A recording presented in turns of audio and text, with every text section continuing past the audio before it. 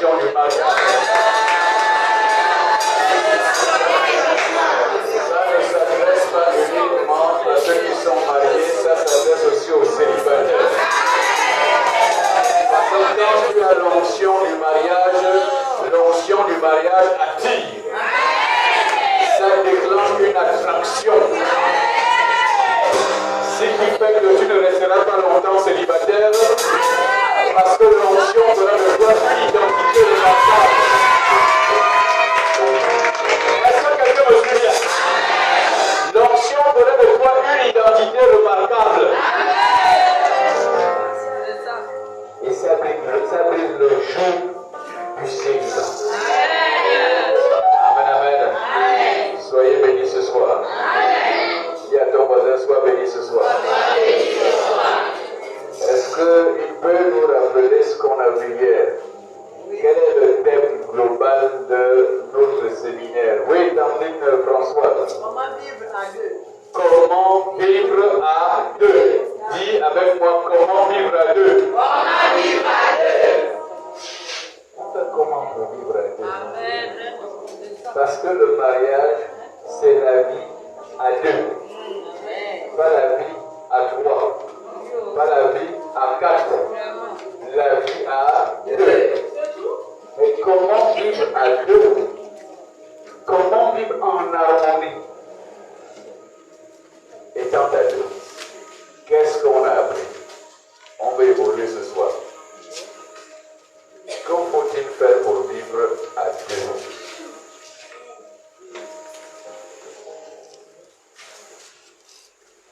Parce que nous disions hier que vivre à deux n'était pas un fleuve tranquille.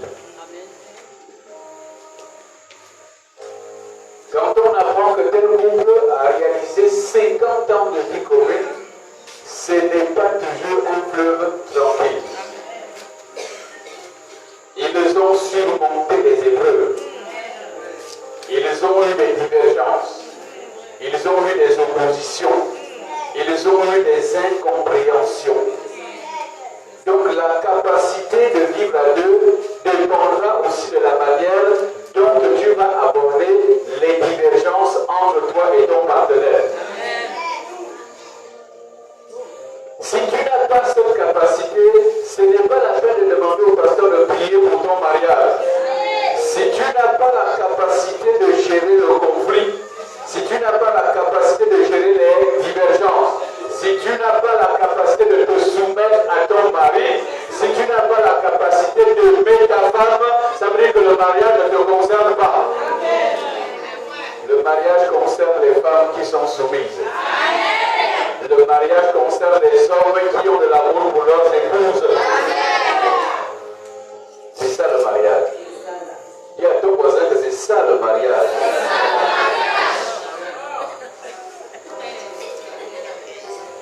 Est-ce qu'on peut même continuer? Qu'est-ce qu'on a dit hier encore? Oui, tantine Janine.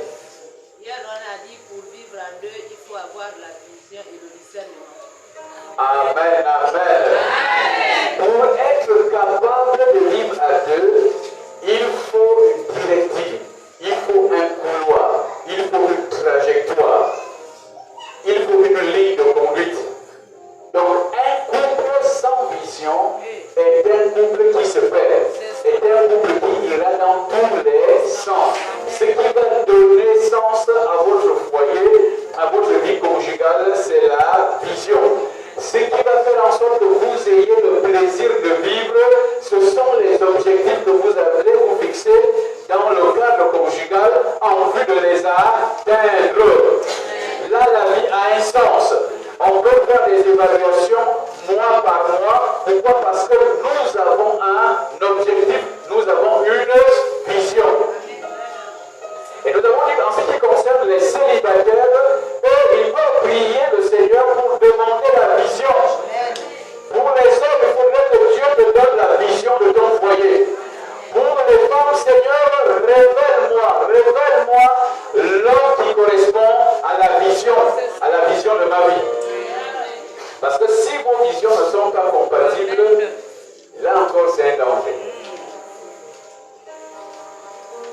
Est-ce que je parle à quelqu'un maintenant? C'est un danger. Donc il faut chercher,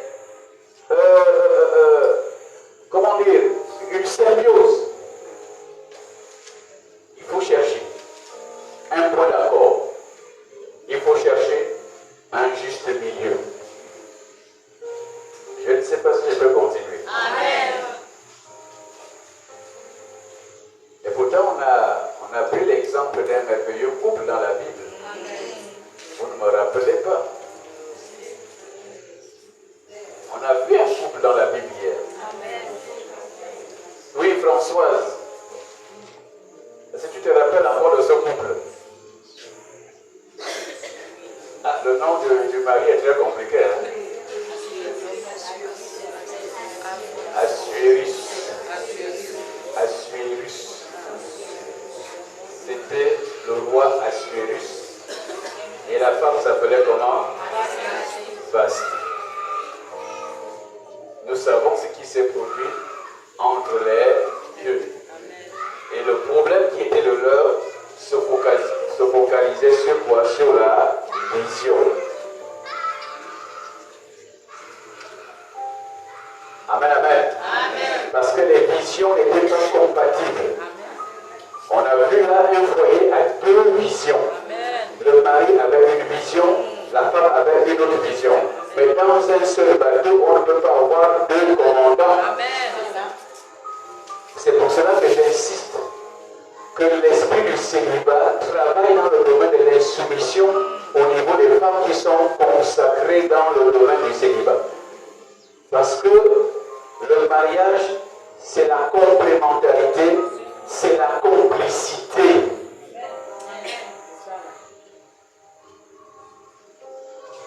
Donc, pendant que le mari avait la vision de la conquête des nations, elle avait une autre vision.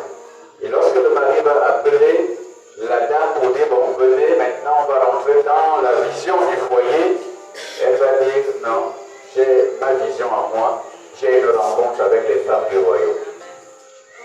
Deux visions. Je peux avoir deux visions dans un ménage.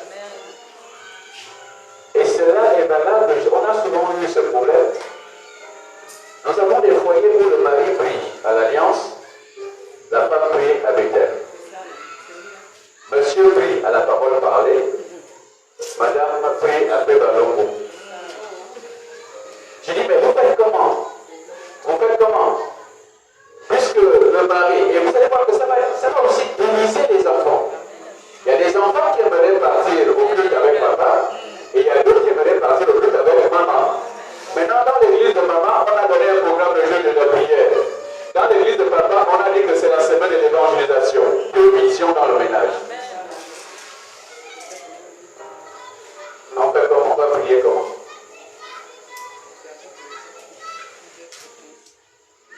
La Bible dit qu'il n'est pas bon que l'homme soit. Qu'il n'est pas bon que l'homme soit. Amen, amen. L'homme quittera son père et s'attachera. Et les deux deviendront une seule chair. Une seule vision. Une seule chair, une seule vision. Pas deux. Nous allons évoluer ce soir. Amen. Nous disions que les conflits, pour savoir vivre à deux, ça c'est à titre de rappel, il faut être capable de résoudre les conflits. Et nous avions dit que le conflit venait de quel mot? Venait du latin conflictus, qui voulait dire choc entre deux personnes. Mais on disait qu'au fait, quand on parle de conflit, on va apporter une atténuation parce qu'il ne s'agit pas en réalité du conflit au premier degré. Nous avions appelé ça les oppositions apparentes. C'est-à-dire que vous avez deux intelligences dans un ménage. C'est ça la dimension sociale. Donc on dit que le conflit a une dimension sociale. C'est-à-dire que vous avez deux individus qui ont différentes manières de penser et de concevoir. Et c'est ce qui nous a permis de comprendre que le conflit est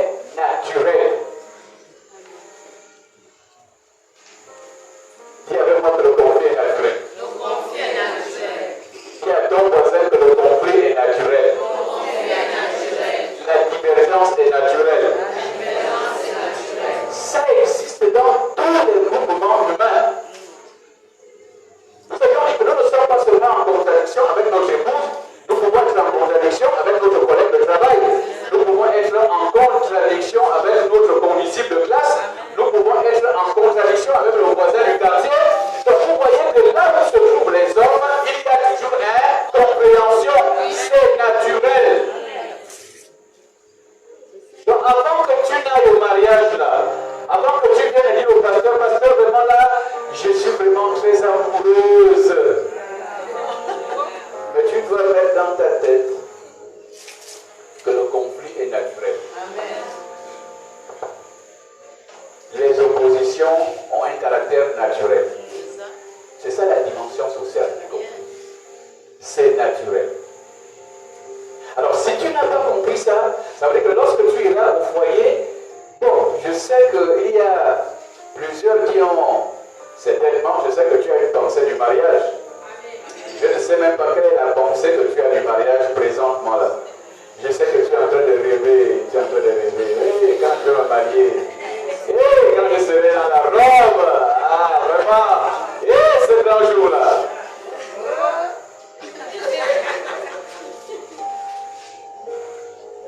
Est-ce que quelqu'un me suit bien? Mais ce que tu dois comprendre ce soir, retiens encore, en plus du fait que le conflit soit naturel, il est aussi inévitable. Il est naturel. 1. 2. Il est inévitable.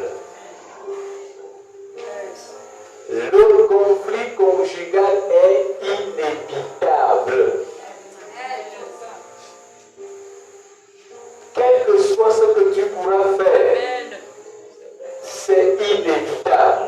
C'est pour cela que nous disons que le mariage n'est pas une affaire d'enfant. C'est pour les hommes mûrs. C'est pour les femmes mûres. Est-ce que quelqu'un me suit bien? C'est pour un peuple mûr.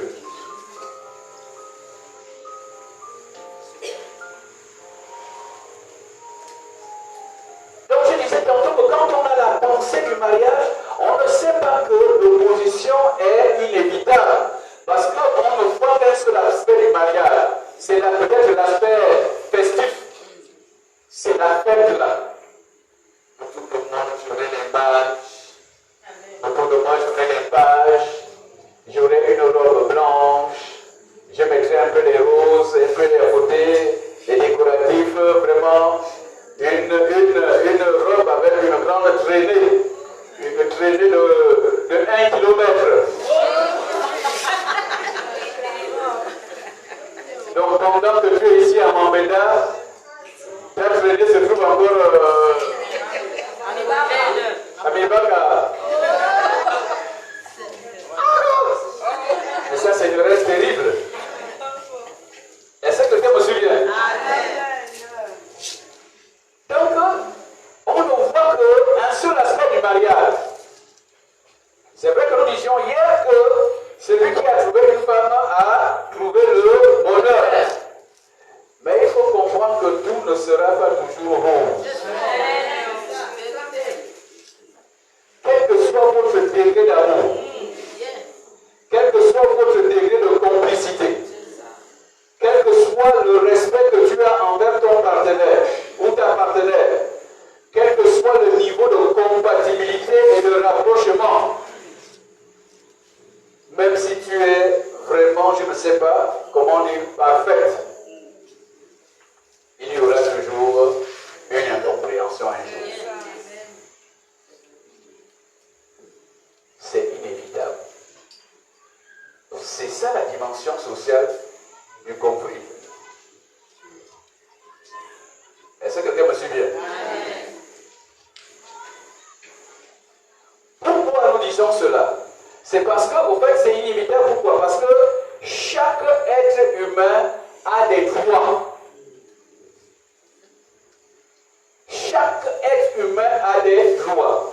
Il y a le droit des enfants dans un ménage. Ils ont un droit.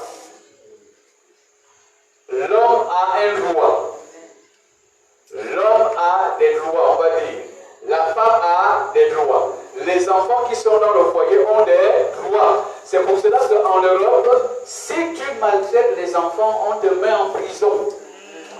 Ne pense pas que parce que c'est toi la mère, ne pense pas que c'est toi le père, et puis tu es autorisé à faire tout ce que tu veux aux enfants. Alors, si on te porte plainte, tu iras en prison. Parce que l'enfant a des droits. Le mari a des droits. La femme a des droits. La femme a le droit d'être nourrie par son mari. C'est comme s'il n'y avait pas de femme. La femme a le droit d'être nourrie par son mari. Les besoins de la femme doivent être pourvus par son mari. Parce que Genèse, est-ce qu'elle est comme à la salle?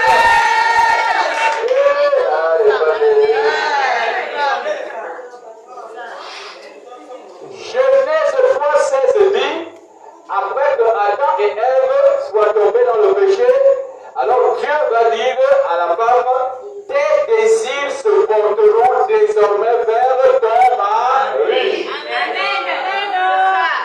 Donc il ne serait pas normal que dans un foyer, que la femme fasse la popote. Il ne revient pas à la femme de faire la popote. Nous avons des hommes patrons.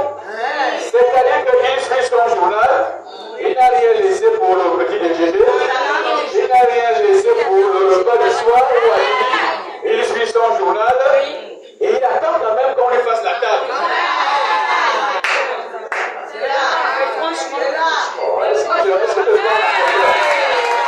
Mais monsieur, on te fera la table en fonction de quoi? Tu ne fais pas la popote.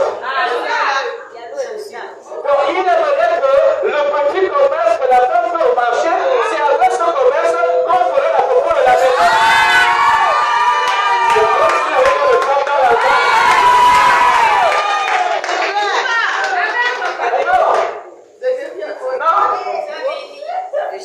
Et il y a des foyers comme ça. Et on a l'impression que c'est maintenant la femme qui nourrit l'homme.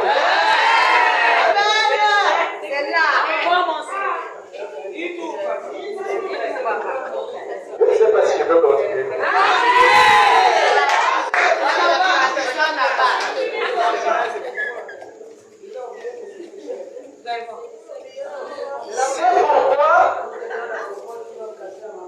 C'est pourquoi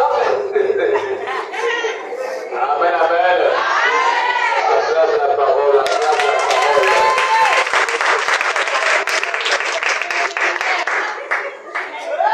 Oui, viens avec moi, c'est le séminaire. Alors, c'est pourquoi l'homme, dans son revenu financier, doit créer une rubrique pour la femme. En plus de la popote, ne me dis pas que non, pasteur, j'ai déjà fait la popote, il y a plus, mais ils ont déjà tout ce qu'il faut pour eux se nourrir. Non, ta femme n'a pas de rouge à lèvres.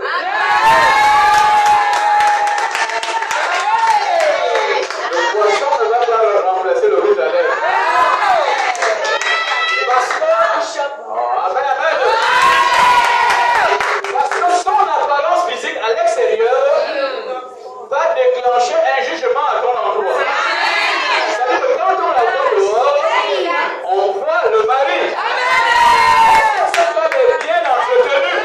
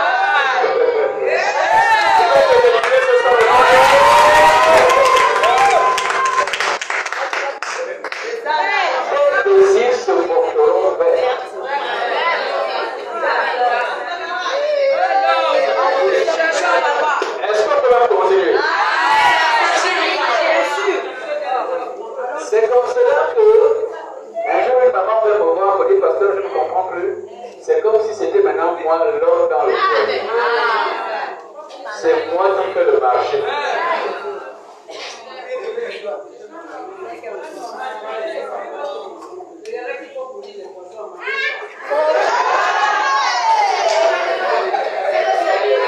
C'est le séminaire.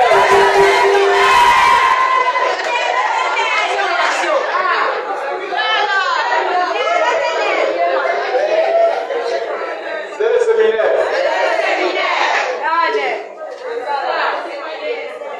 C'est pas normal. On avait toujours dénoncé ici que lorsque vous voyez un homme dans sa manière de vivre, un petit sac de riz, un sachet de sel, le cube magique, 3 kilos de cuisse molle, 1 litre d'huile, c'est déjà la manifestation de l'esprit de célibat.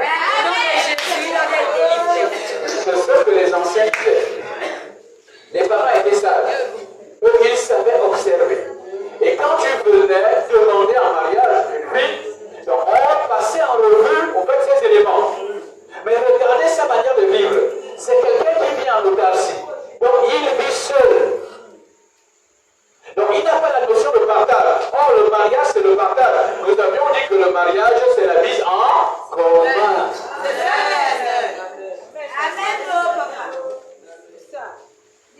Donc si un homme a été habitué à vivre comme ça, ben, je vous assure que les premiers instants du foyer vont être terribles. C'est ça. Il va compter les morceaux de viande. Hier tu m'as servi 3 morceaux. Il restait 4 dans la marmite.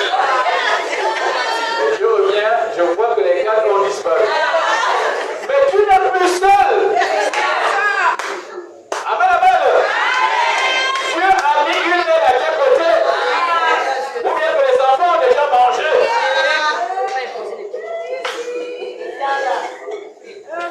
Est-ce que quelqu'un me souvient? Tes désirs se porteront vers ton mal. Donc, dans un ménage, il y a des droits. Lorsque ces droits-là sont bafoués, inévitablement, il y aura conflit. Mais n'oublions pas que l'homme aussi a le droit d'être nourri. J'ai envie de dire qu'il doit bien manger.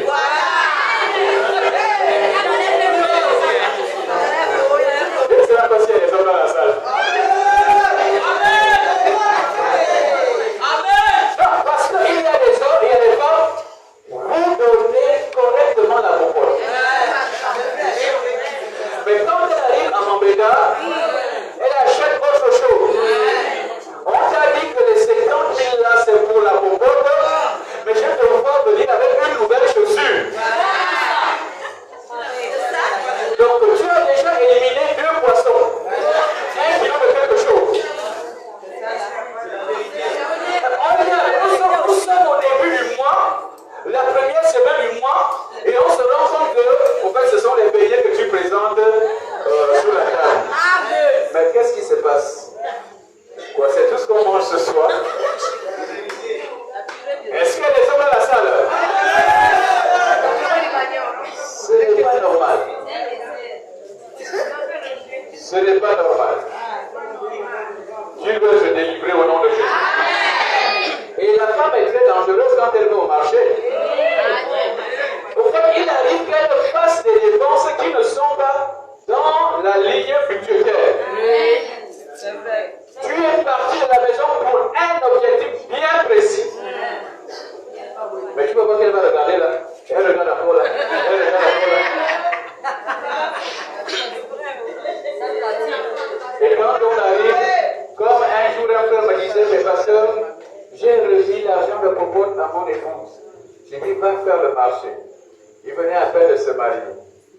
Et lorsque elle revient du marché, mais quand tu regardes comme ça, c'est des biscuits. Les biscuits, les chips. Ça, c'est le marché du mois.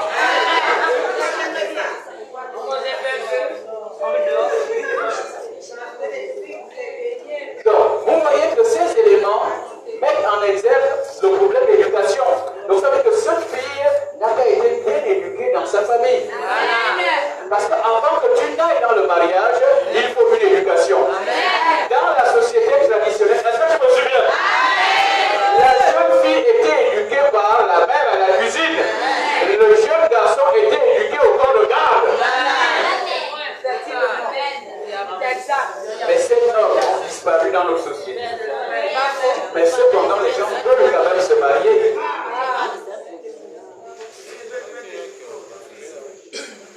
Mais voilà pourquoi il y a des divorces en cascade. En cascade. Est-ce que je peux continuer? Donc, retiens ce soir que rêver d'un conflit, d'un foyer sans conflit, c'est une rêverie, c'est une illusion. Il n'y a pas de foyer sans conflit. Dis à ton voisin, il n'y a pas de foyer sans conflit. C'est normal. Il n'y a pas de foyer sans conflit. Ça n'existe pas.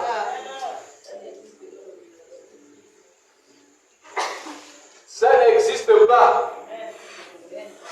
Le conflit est inévitable. Mais il faut avoir la capacité. Il faut avoir l'onction. Il faut avoir la force. Il faut avoir le pouvoir. Il faut avoir les aptitudes capables de contrôler la situation. Et c'est pour ça que je voudrais dire à l'endroit des jeunes et de ceux qui ne sont pas encore mariés qu'il y a un exercice qu'on fait avant le mariage. En fait, on va vous demander de faire l'inventaire. Donc, c'est-à-dire que tu dois faire l'inventaire des faiblesses de ton partenaire, de ton futur mari ou de ta future épouse. Quelles sont les faiblesses que tu as identifiées dans sa vie? En fait, c'est ça. Tu me fais la liste de faiblesses. Je me rends compte qu'un pasteur, il dort beaucoup. Il se réveille tous les jours à 10 heures. Et c'est déjà un danger pour un homme. Donc si tu ne signales pas ça tôt, et quand on cherche comment, je reviens un peu d'accord, parce que quand on cherche comment le délivrer,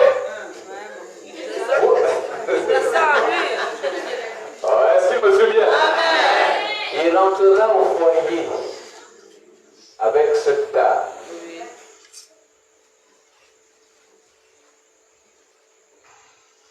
Amen. C'est pour cela que, de prime abord, qu'est-ce qu'on fait? On fait l'inventaire, on évalue les faiblesses de son partenaire, les faiblesses de sa partenaire. Au fait, l'objectif de cet exercice consiste à quoi? Consiste à améliorer ces faiblesses. Au fait, le but est de transformer ces faiblesses en force. Le but est de transformer ces faiblesses en valeur. C'est ça le but. Qu'est-ce que tu identifies comme faiblesse sur le plan spirituel? Nous qui sommes en Christ, je vois que la sœur ne prie pas beaucoup. Je vois que le frère ne prie pas beaucoup. Ok. Qu'est-ce que tu identifies sur le plan financier? Ah, je me rends compte que vraiment, la sœur là, elle est peigne afro. Il y a des femmes peigne afro.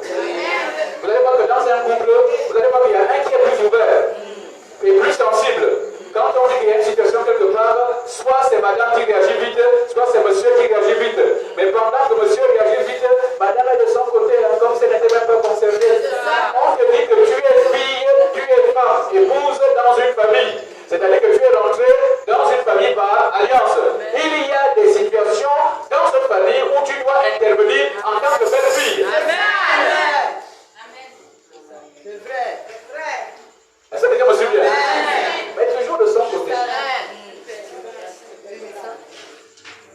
C'est difficile de voir qu'elle aille à Mambéta faire un petit marché pour aller présenter au beau-père, pour aller présenter à la belle-mère, pour aller présenter à la belle famille. Aller passer même le week-end pour dire bon, je vais un peu rester avec ta famille. Non. Il faut discerner ces éléments très tôt. Amen, amen. Amen. Sur le plan théologique, est-ce que nous avons la même doctrine? Parce que si vous êtes au fait de deux églises,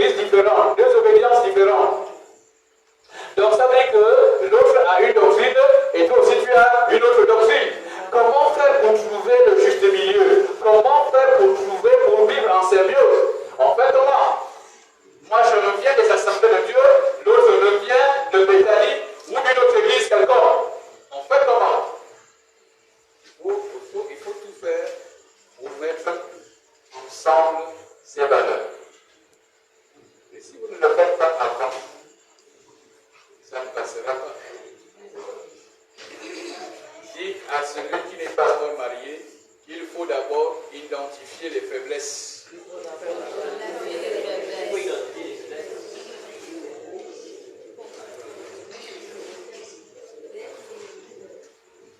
Il faut identifier les faiblesses. Quelles sont les faiblesses de ton futur partenaire? Quelles sont les faiblesses de ta future partenaire?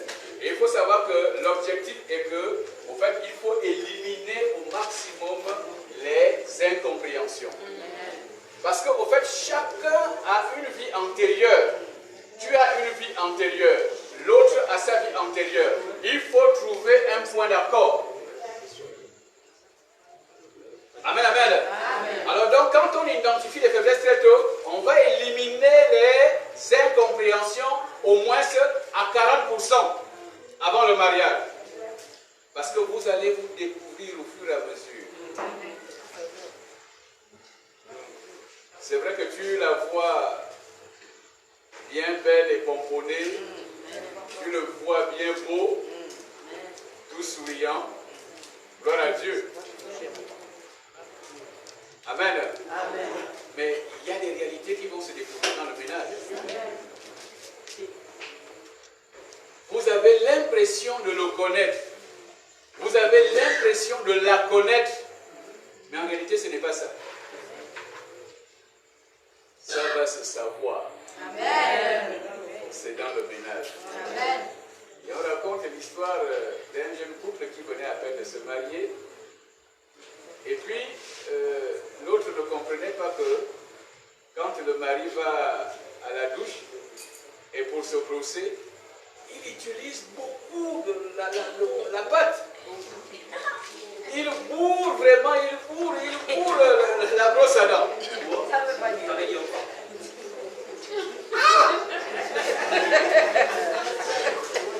La femme regarde comme ça, ah, tout ça. Avant, elle ne le savait pas. Maintenant, quand on essaie d'analyser, ça dépend du milieu où chacun a vécu. Si l'autre a vécu dans un milieu aisé, où il avait tout, donc il peut utiliser un tube en 2 semaines et il achète un autre. Mais si l'autre a vécu dans des conditions difficiles, si j'ai déjà acheté la pâte dentifrice, ça doit rester jusqu'à la fin du mois. Et l'autre constate que donc il est en train d'utiliser ça de façon anarchique. Vous voyez? Ça peut être source de conflit. Amen. Je vous assure que les conflits sont inévitables. Même la petite chose comme ça, qui peuvent sembler négligeables, peuvent être sujet de conflit. Madame va se plaindre parce que la pâte dentifrice finit avant le temps. Tu n'as pas pensé à ça? Dis à ton voisin, est-ce que tu as pensé à tous ces détails? Ah, tu ne vois que la robe. Tu ne vois que la voiture qui va être décorée. Tu ne vois que quand on va dire vive les mariés. Dis avec moi, le conflit est inévitable. Le conflit est inévitable. Et il y a malheureusement les gens qui ne font pas ce travail en amont et pensent que, au fait, tout va se faire dans le foyer. C'est ça.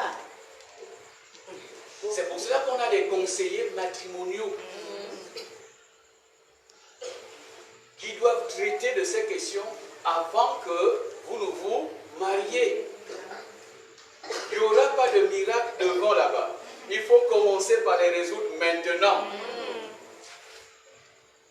Et comme disait une sœur, que non, si ça, il y a 2 choses. Soit ça passe ou ça casse. C'est-à-dire que si on doit régler les problèmes, c'est maintenant qu'il faut les régler. C'est maintenant qu'il faut les régler. Si on doit régler les questions de finances là, c'est maintenant qu'il faut les régler. On n'attend pas le foyer. Sinon ça va être un feu. Dis à ton voisin que c'est maintenant. C'est maintenant.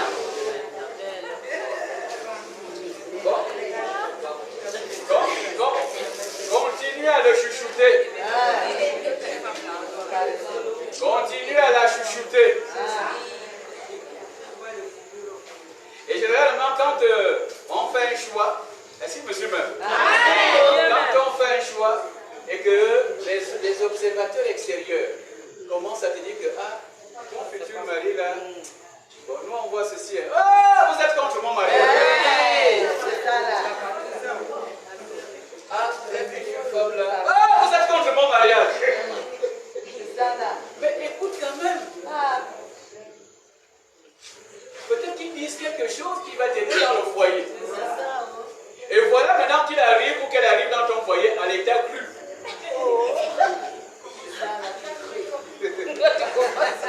On l'a préparé. Ça va être comparé. Mon peuple périt faute de Connaissance. Sois béni ce soir. Amen. Sois béni ce soir. Amen. Alors, hier nous avions vu un couple, nous allons terminer par un deuxième. Hier nous étions sur le couple Assyrus. Et là maintenant, nous allons un peu regarder le couple Abraham. Parce qu'au fait, comme dit Ecclésiaste, il n'y a rien de nouveau sous le soleil. Il y a des couples qui ont eu des discordes. Il y a des couples qui ont eu des conflits. Il y a des couples qui ont eu des divergences. Amen. On a vu le premier couple hier. Alors, le second couple ce soir nous révèle une situation. Je crois que les lecteurs de la Bible, les bons lecteurs de la Bible, savent quelque chose à ce sujet. Quel était le problème du couple Abraham? Quel était c'était qui l'épouse d'Abraham? C'était qui l'épouse d'Abraham? Sarah. C'était Sarah, n'est-ce pas? Mais quel était leur problème? C'était la stérilité. Vous savez que des questions d'infertilité font couler beaucoup d'encre dans les ménages. Et surtout chez nous en Afrique, lorsque une femme n'enfante pas, au fait c'est elle qu'on accuse. Dans la société traditionnelle, on accusait toujours la femme. Or, le problème pouvait venir aussi du mari.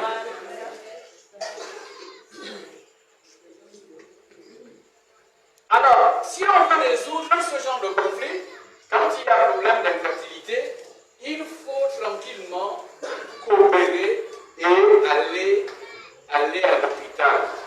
Mais il y a des hommes qui ne veulent pas faire des examens. C'est ça. Voilà.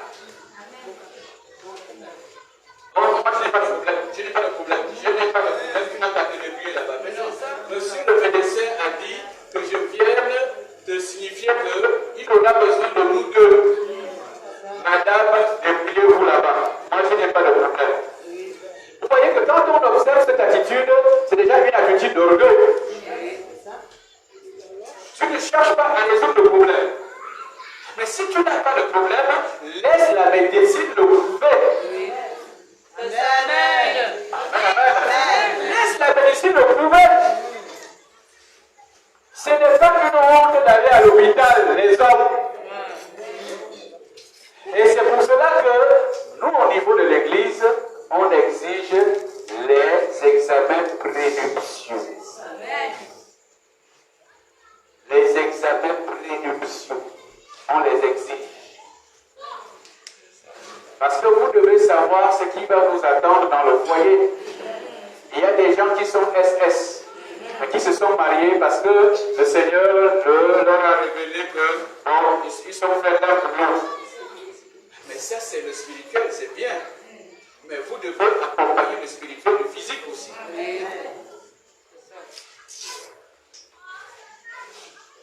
Amen. Il y a ceux qui ont épousé des femmes sidériennes. Mais si. Oui. C'est vrai. En fait, quand on demande de faire ce genre d'examen, le but n'est pas d'annuler votre mariage. Le but est lequel? Amen, amen. Amen. Le but est que nous vous mettions face à la réalité. Voilà le problème. Voilà l'examen de monsieur. Voilà négatif, négatif, positif.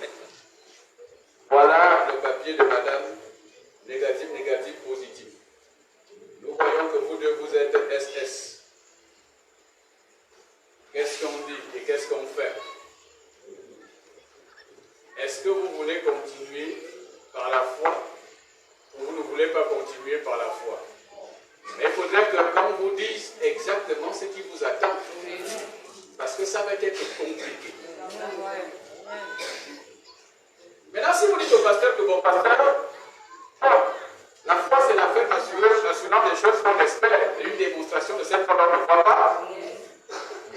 Nous nous engageons, nous continuons. Vous prenez vos responsabilités et vous signez. Et ça va rester dans les archives de l'Église. Parce qu'il ne faudrait pas que plus tard, tu viens de dire que, oh, mais voilà, on m'a poussé même à prendre la sœur. Mais pourtant, ce jour-là, vous étiez dans le bureau. Amen. Mais il y a ceux qui sont courageux et qui vont dire que, ah, pasteur, je vois que là, ça dépasse ma foi. Amen, amen. Amen. Je vais vous rendre un témoignage. Moi, c'est le séminaire. C'est pour cela qu'il est important d'être véridique dès le départ. Amen. Alors, une sœur qui avait des problèmes gynécologiques, elle ne pouvait pas enfanter. Elle ne pouvait pas enfanter parce qu'elle avait été opérée dès sa naissance même. Parce que quelques jours après la naissance, on va constater que l'enfant avait un problème gynécologique et qu'il fallait qu'on l'opère. Et en opérant, le médecin a dit, nous sommes obligés de toucher l'utérus. Et l'utérus a été touché. Donc ça veut dire qu'elle ne pouvait plus enfanter. Elle va grandir, elle va grandir, elle va grandir. On va lui faire état de la situation. Et lorsque je la reçois aux entretiens, je dis, il faut faire un devoir de vérité.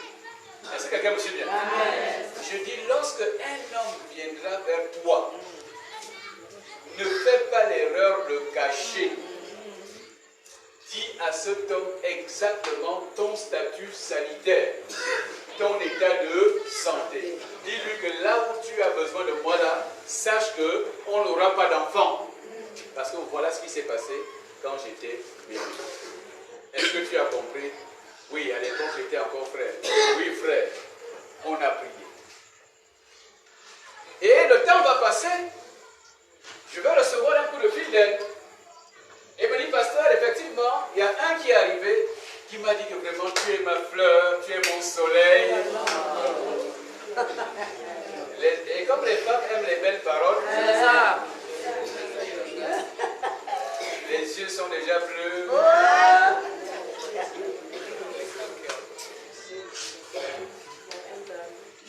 Maintenant, elle va dire au frère, ok, d'accord, je ne refuse pas, je suis ta fleur.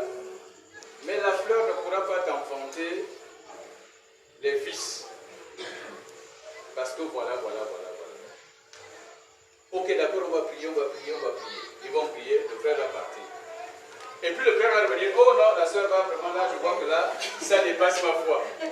Donc tu n'es plus ma fleur. Mais non, c'était un faux. C'était un faux. Le temps va passer. Je l'ai encouragé, je dis, il faut toujours ce devoir de vérité. Est-ce que quelqu'un me suit bien? Amen. Un deuxième est arrivé. Le deuxième a demandé sa main en mariage. Elle a présenté son état de santé.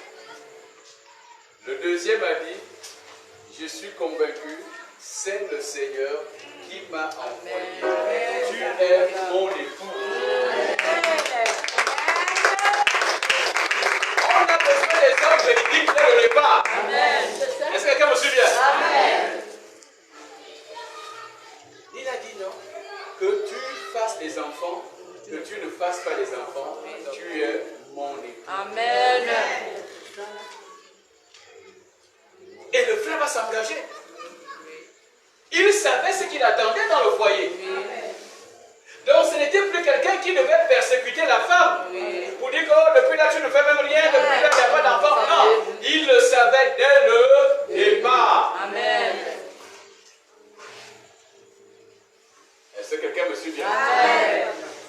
Et comme ce que Dieu fait est merveilleux, le temps va passer, Vous savez que les questions d'infertilité aujourd'hui, non, nous pouvons désormais les contourner. Amen. Scientifiquement. Amen. Scientifiquement. Et qu'est-ce que le couple a fait? Le couple a procédé par fécondation in vitro. Et aujourd'hui, ce couple a un enfant. Amen. Est-ce qu'on peut acclamer? Et il faut savoir que c'est du domaine de la foi. Parce que ça ne marche pas toujours. Lorsqu'elle m'a rendu ce témoignage, on leur a dit, ah, vraiment, là où on va s'engager dans l'in vitro là, sachez que c'est aléatoire. Vous allez dépenser beaucoup d'argent, plus de 10 millions de francs. Mais sachez que c'est aléatoire. La probabilité ne sera pas toujours certaine. On fait comment? Est-ce qu'on s'engage ou on ne s'engage pas? Monsieur va regarder madame. Madame va regarder monsieur. Madame dit, monsieur, nous avançons par la foi. Amen. Et aujourd'hui, ils ont leur bébé. Amen. Parce que dès le départ, l'homme était vrai. Et Dieu a vu la sincérité et l'amour de l'homme à l'endroit de son mari. Est-ce que quelqu'un me suit bien? Ça pas autant pour moi.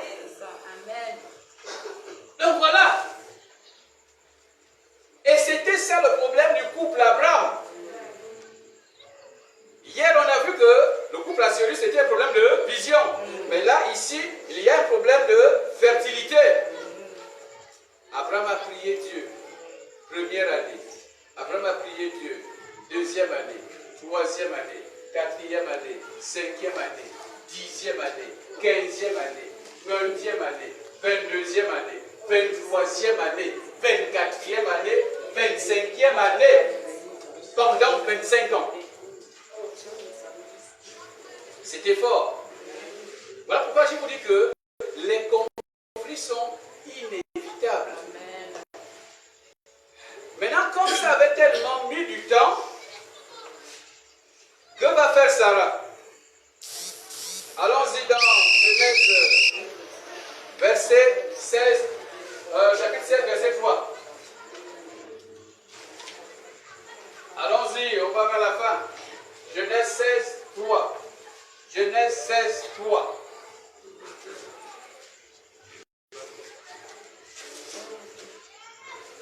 La Bible déclare dans Genèse 16, verset 3. Alors Sarai, femme d'Abraham, prit Agar, l'Égyptienne, sa servante, et la donna pour femme à Abraham, son mari, après qu'Abraham eut habité 10 années dans le pays de Canaan. Alors nous voyons déjà là la femme, il va se rendre compte que ils ont prié, ils ont prié, ils ont prié, ils ont prié. La situation était toujours dans le statu quo. Donc qu'est-ce qu'on fait alors?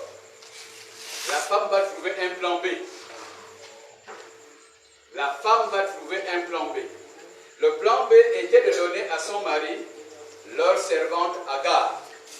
Ah, comme je vois qu'on a prié ce Dieu-là, et on se rend compte que vraiment ce Dieu-là n'a pas l'air de nous exaucer. Ah, mon mari Abraham, tu peux aller avec notre ménagère, pour que tu comprennes ce que je dis. Tu peux aller avec notre ménagère, comme ça l'enfant que vous aurez avec elle sera aussi le mien. Au fait, Sarah a voulu aider Dieu. Sarah a voulu aider Dieu. Et ce qui est extraordinaire, c'est que l'homme va tomber dans le piège. Parce que l'homme va accepter la proposition de sa femme Sarah. Exactement comme dans le jardin d'Éden. Exactement. Est-ce que quelqu'un me suit bien? Exactement comme dans le jardin d'Éden. Parce que dans le jardin d'Éden, nous connaissons l'histoire. C'est Ève qui va proposer à Adam. Là aussi, c'est la femme qui propose à l'homme. Voilà pourquoi on a dit, c'était dimanche dernier, on disait qu'il y a aussi les femmes qui ont donné à leur mari le fruit de l'arbre de la connaissance du bien et du mal. L'homme va accepter. L'homme va accepter. Et Agar va tomber enceinte. Verset 4. La Bible déclare, il alla vers Agar et elle devint enceinte. quand elle se fit enceinte, elle regarda sa maîtresse avec mépris. Ah, le verset 5. Et Sarai dit à Abraham, l'outrage qui m'est fait retomber sur moi. J'ai mis ma servante dans ton sang, et quand elle a voulu qu'elle était enceinte, elle m'a regardé avec mépris. Que l'Éternel soit juge contre moi et toi. Ok. Que l'Éternel soit juge entre moi et toi, ou bien entre toi et moi. Mais au départ, c'est toi qui m'as fait la proposition. Est-ce que quelqu'un me suit? C'est pour vous dire que les conflits sont inévitables dans le foyer.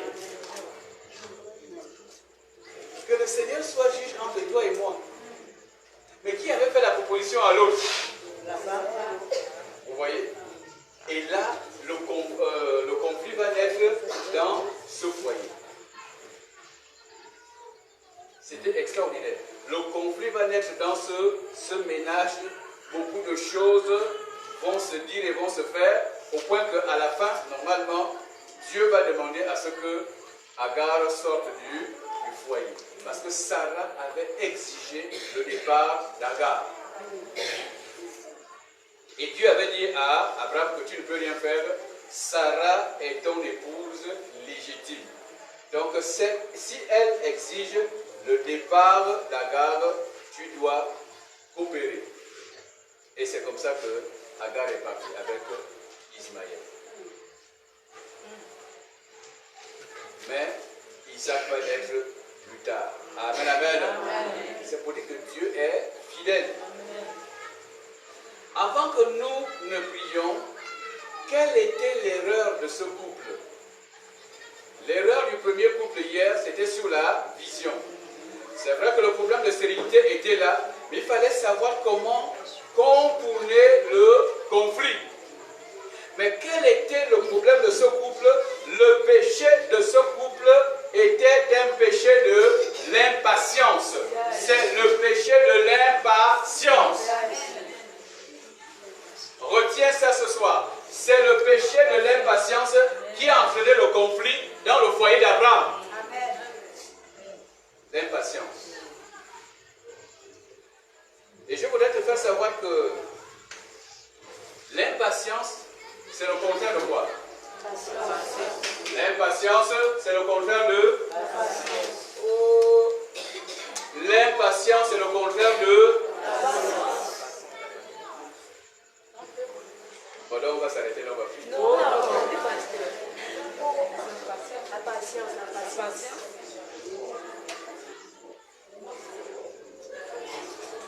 Donc on va prier alors. Non, si vous ne suivez plus, ça veut dire qu'on va s'arrêter.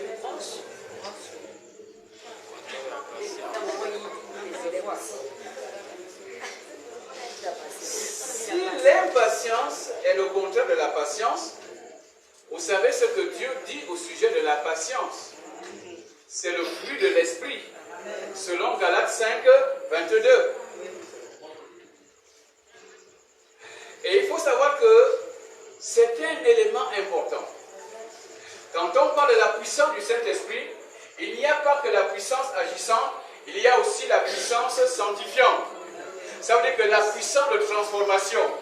Lorsque le Saint-Esprit arrive dans la vie d'un chrétien, si tu étais impatient, il va te rendre patient. Amen. Amen, amen. Amen. Et Ismaël est né à cause de leur impatience. Il y a beaucoup de couples où Ismaël a été enfanté. Beaucoup ont enfanté Ismaël dans les ménages. Nous voyons déjà de prime abord la question d'infertilité. Combien d'hommes ont des enfants hors du foyer? Ont des Ismaël hors du foyer? Parce qu'ils n'ont pas patienté. Ils n'ont pas patienté.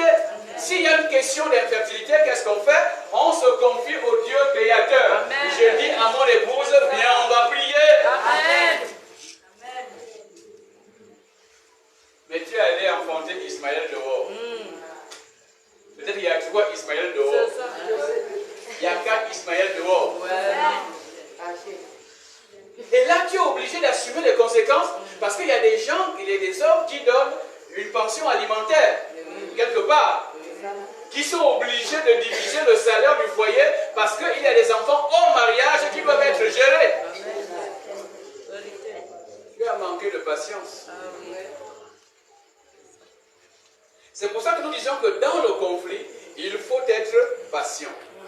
Parce qu'il y a des choses qui peuvent se régler dans le temps. Est-ce que quelqu'un me suit? Il y a des choses qui se règlent dans le temps. Au fait, Ismaël peut ne pas être physique. Ismaël peut être une situation qui a été créée à cause de ton impatience dans le foyer. Il y a beaucoup qui ont enfanté des Ismaël.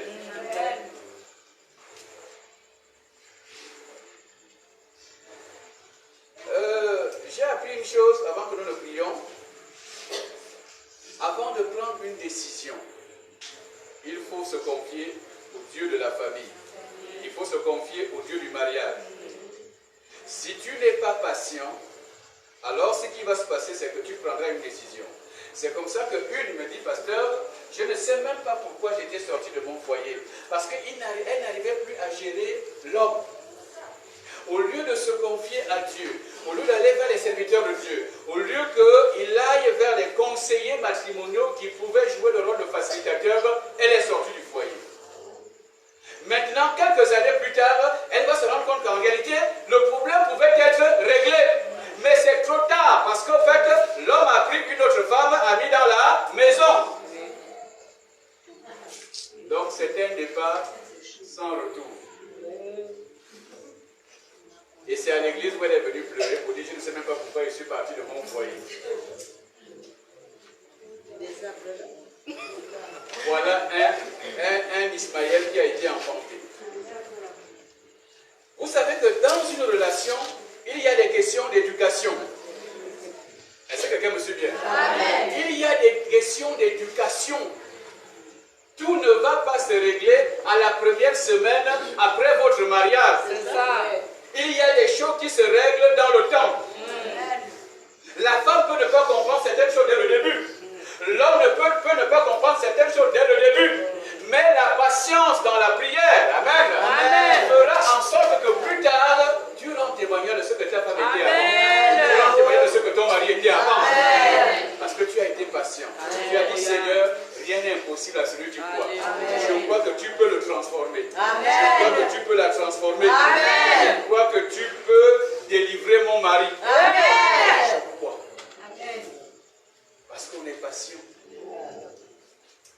Mais c'est parce qu'on n'est pas dans un cadre un peu plus restreint, j'aurais été capable de dire certaines choses. Parce qu'il y a des questions de sexualité.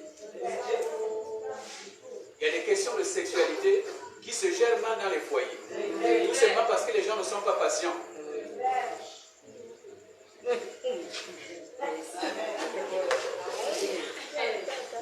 Il y avait moi, c'est le séminaire. Et vous savez que si vous gérez mal les choses, je termine en vous disant que les théologiens ont fait une analyse de ce qui s'est produit dans le foyer d'Abraham. Abraham n'avait pas su conserver sa semence. Parce que regardez quand Dieu appelle Abraham, qu'est-ce qu'il dit dans Genèse 12? C'est faut pas lire, c'est bon. Il dit quoi? Il dit, va dans un pays que je te montrerai. Il dit donc, je te bénirai. Je te bénirai. Donc ça veut dire qu'au fait, Dieu avait répandu sa bénédiction dans la vie d'Abraham. Et cette bénédiction avait impacté son corps. C'est ça. Comprends bien? Amen. Amen, amen. Amen. Ça avait impacté son organisme. Puisque Dieu a dit, je ferai de toi père d'une multitude. Amen. Donc lui, en allant coucher avec Agar, donc ça veut dire a partagé cette bénédiction. Et c'est pour cela que, comme Dieu est soumis à sa parole, est-ce que je me souviens? En mettant au monde Ismaël, Ismaël devait être également père d'une multitude. Isaac devait être père d'une multitude, Ismaël devait être père d'une multitude, à cause du péché de l'impatience. Amen.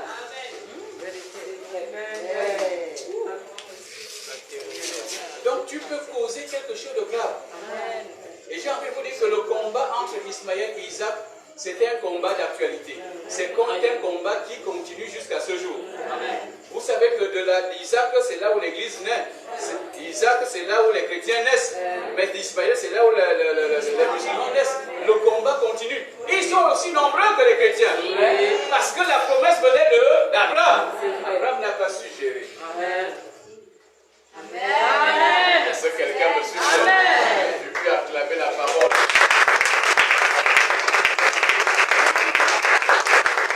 Donc tu risquerais de causer quelque chose de grave dans ton ménage. Parce que tu n'as pas été patient. Mais ça va être difficile à réparer. Un conseil ce soir, sois patient dans le règlement des conflits. Je dis bien, sois patient dans le règlement des conflits. Tu n'as pas compris, je dis bien, sois patient dans le règlement des conflits. Amen, amen. Élève ta voix et prie.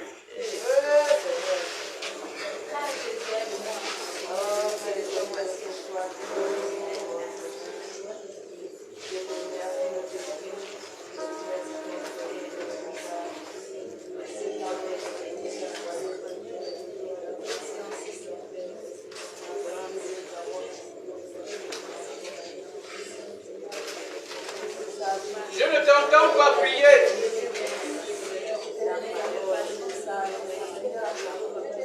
Il y a des gens qui ont fait des mauvais choix.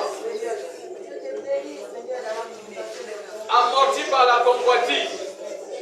J'ai envie de me marier, j'ai envie de me marier, j'ai envie de me marier, j'ai envie de me marier. Mais finalement, comme tu n'as pas été patient, tu es allé prendre un démon.